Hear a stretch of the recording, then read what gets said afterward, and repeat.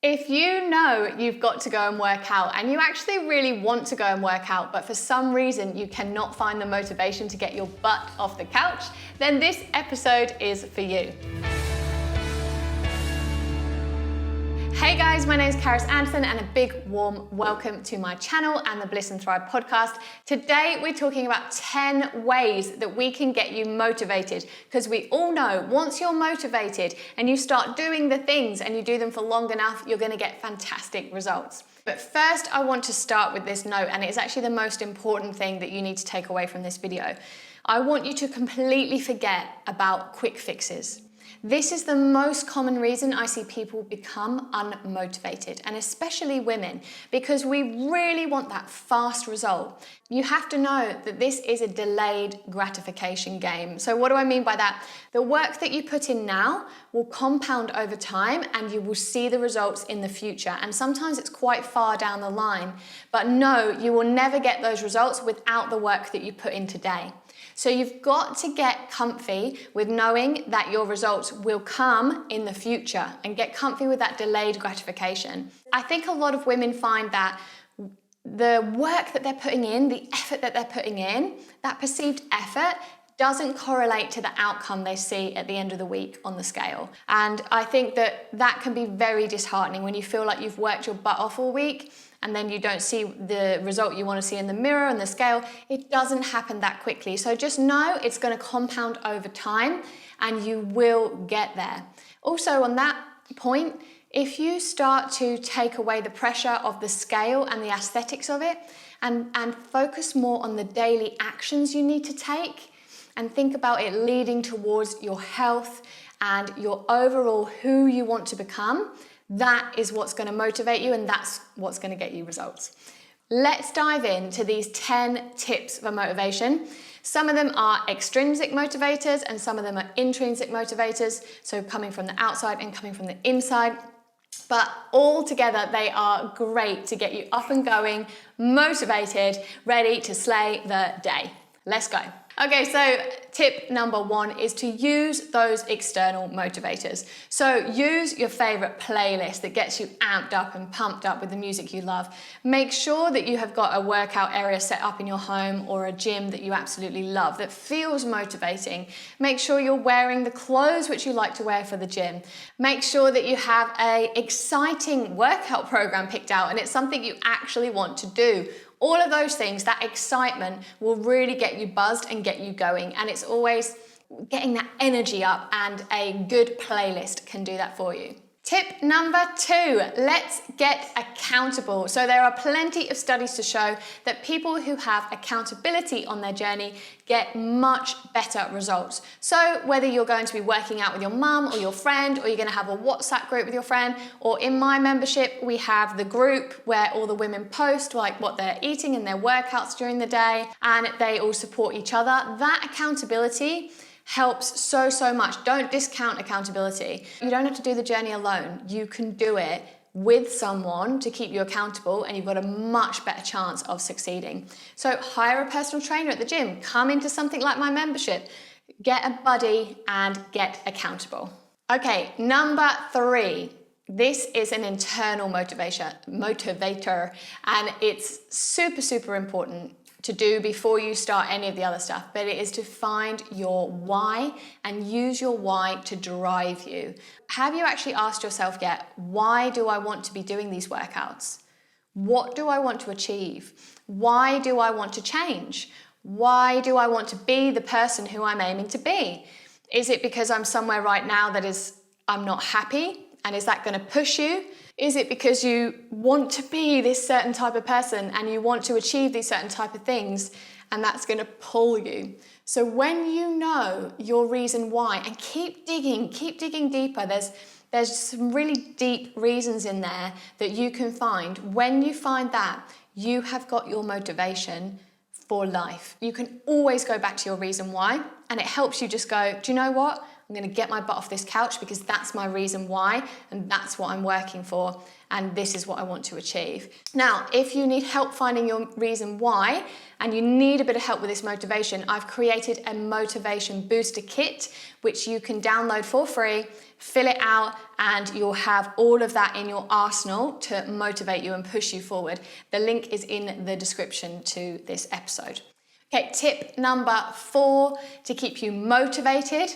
We need to build a habit. So when it comes to working out, if you're working out willy-nilly here, there, everywhere, it's really, really hard to stick to. And if you're taking too many rest days and then you don't know where you are, it's all very confusing. We need to build a habit. So pick the same time of day to train each day.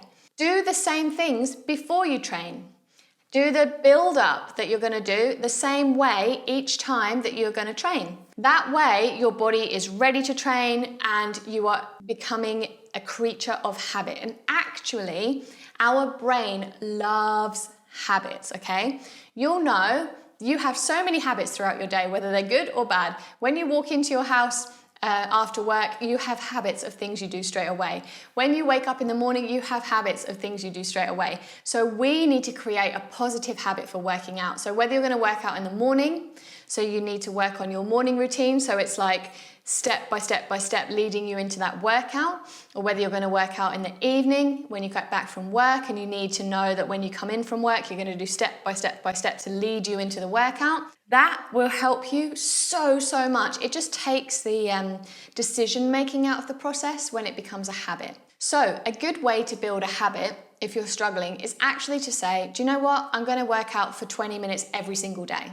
Now, it doesn't mean every single day you're going to do a really intense HIIT training, but the habit is actually just getting up and getting going and having that allotted time to train at the same time each day. And the habits of what you do before, you know, getting changed, filling up your water bottle, or if it's driving to the gym, for example, and what you do after.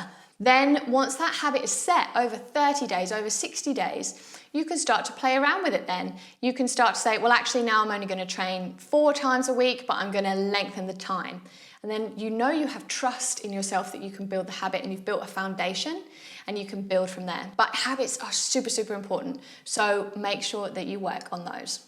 So tip number 5 is to be realistic. You want to be realistic with actually how much you can get done, okay?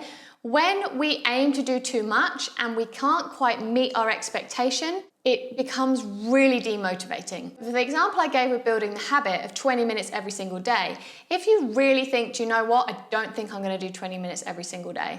I don't think on the weekend I'm going to do that.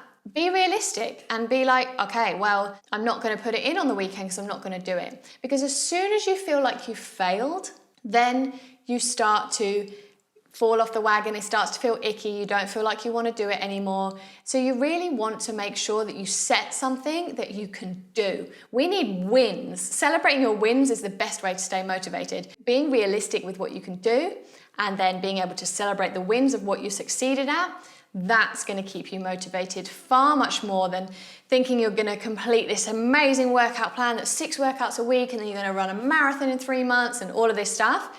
If it's not going to happen, then you're going to feel demotivated. Tip number 6. So this one's quite fun. And for anyone that knows that I used to be a dancer, this is something that I've just created on my own called the 5, 6, 7, 8 trick. And we do this. Can't be asked to work out. Oof, can't be bothered. 5, 6, 7, 8, and 1. And you stand up. And dancers count down everything 5, 6, 7, 8. That's how we count into any kind of move. So if I'm feeling lethargic on the couch, I will do a 5, 6, 7, 8, and 1, and I have to get up on 1. And it's like some kind of mental snap. So 5, 6, 7, 8 works for me, but you might find something else that works for you. It could be like having a little word with yourself. There might be a certain phrase which gets you snap into action.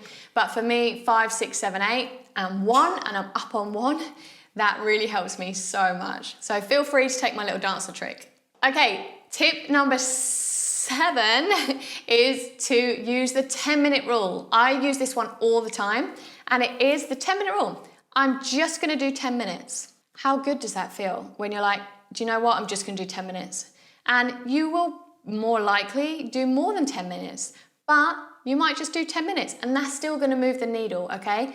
I love this rule because it's a low barrier to entry. If you know you've got a 45-minute workout ahead of you, if you feel like I don't have the energy for 45 minutes, but once you've done 10 minutes, you've only got half an hour plus left and your energy is already up from starting to train, so you'll probably do it. So 10-minute rule, I'm just gonna do 10 minutes. Little bonus tip with this, if you're not sure what you're gonna do in 10 minutes, I set the timer on my phone to beep every minute on the minute. And I just go through the exercises that I fancy doing for 10 minutes. And I just do a minute in each exercise, and I might do a more intense one, then a more relaxed one, then a leg one, then an upper body one, then abs, and I'll just work my way through things I want to do. And that low barrier to entry, and knowing that I'm going to do exercises that I just feel like doing today, and one of them might be a stretch for a minute, that really helps me feel like I can tackle it. And after I've tackled that 10 minutes, I usually do more. But if I've only done that 10 minutes, I still feel great. Tip number 8, to ask motivating questions. So I see a lot of these how to motivate yourself videos and no one really says this one. Asking questions is the best way to disrupt a pattern and to shake things up and also to futurecast. So if I'm lolling around and I know I should do a workout, but you know what, I just can't be bothered and I think I need a rest day, I can ask myself the question, who do I want to be? Is this in line with who I want to be? What would Karis 2.0, what would future Karis do right now? You know, the Karis that I build up in my mind who I really want to be, would she be lolling around on the couch? Would she get up and go? And if you have someone you look up to who motivates you and inspires you, you can often think, well, what would she do right now? But it's really nice to actually put yourself in your shoes in the future and start to identify with that person who you want to become and say, well, what would she do right now? Well, she would get up and go. And go back to your reason why and say, is this in line with my goals, my intentions, and who I want to become, and my motivation and my reason why? The answer is usually no. So asking yourself motivating questions. Who do I want to be today? What do I need to do today to get to my goals? What do I need to do today to become the person I want to become? Would that person be doing this? Those are really helpful to just get you up off your bum and get you going. All right, tip number 9.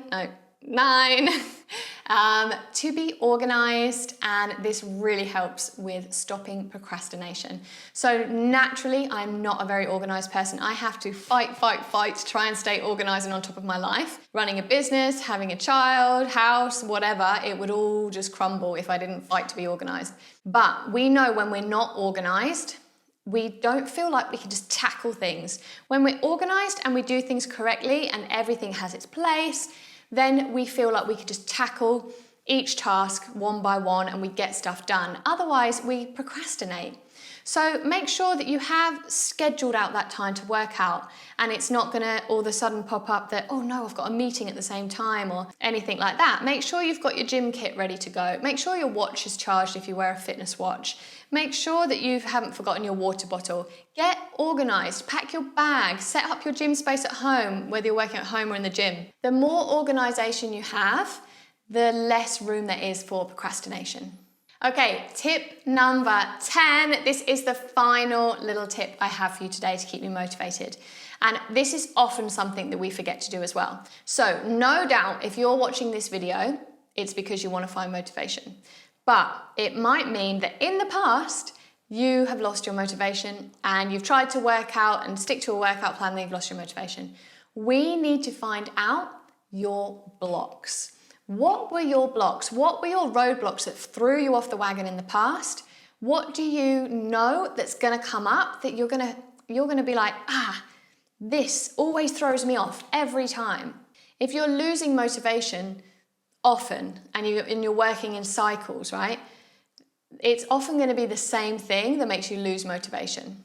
So understanding what your blocks are and coming up with strategies to bust through them and to overcome them in advance before they happen. Because when they come up, then you're going to be like, yes, it's this blooming mindset thing which keeps holding me back. A really common one is fear.